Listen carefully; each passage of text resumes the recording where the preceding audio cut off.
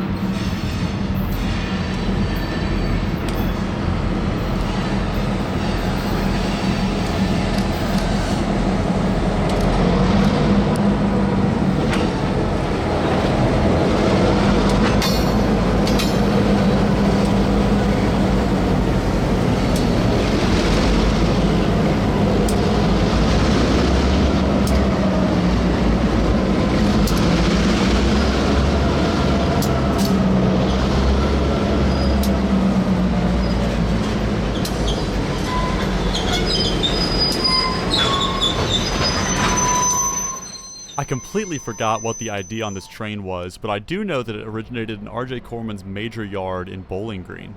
While this train switched to industry in Russellville, I noticed some activity going on around that SD40T-2 tunnel motor that we mentioned earlier, and the steel ingot train it was connected to. I was hoping that was going to run next, and in a few minutes my wish was granted.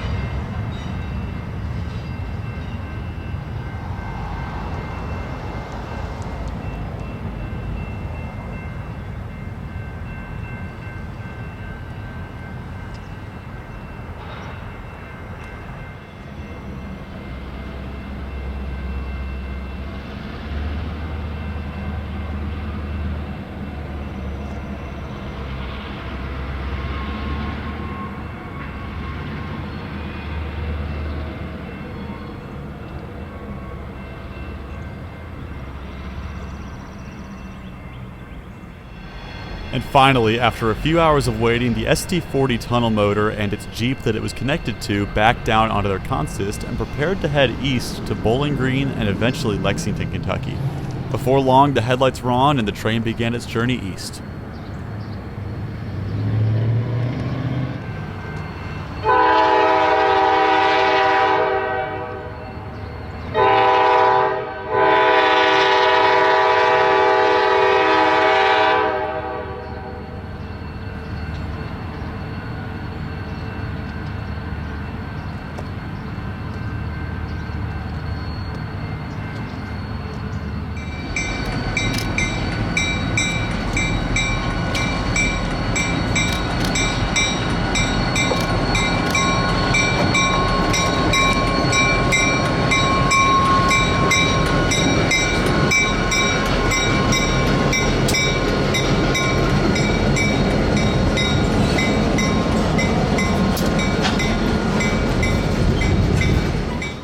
Things are pretty quiet in this part of Kentucky, at least until these Corman trains roll through. The only switching this job had to do between here and Bowling Green was switching out this feed mill just east of town. This is one of the most unique switching jobs I've seen done on a short line railroad like this. The SD40 and its 6-axle trucks could not maneuver the very sharp switch for this industry, so they uncoupled the Jeep and ran that down light while keeping the tunnel motor on the main. It was very interesting, but certainly cool to see.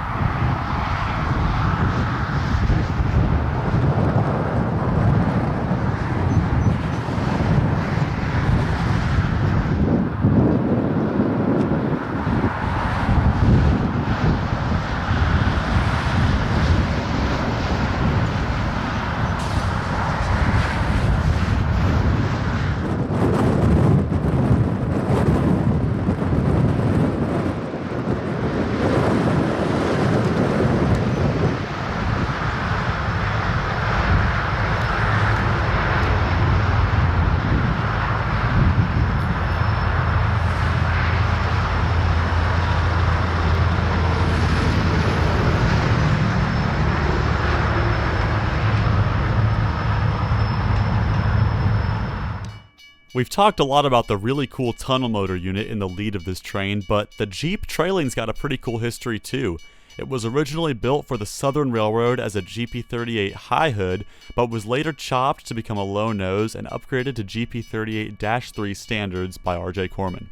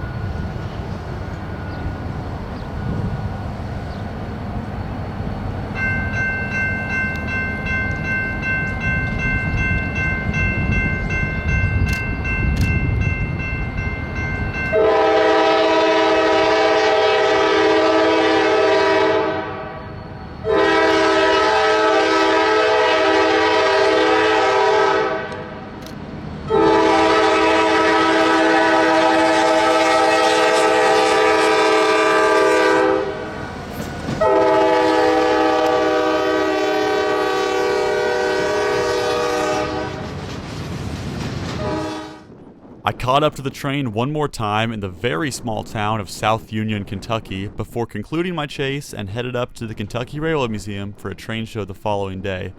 If you enjoyed this video, please consider subscribing, checking out my model train stores, and in the meantime, I will see you in the next video. Thank you so much for watching.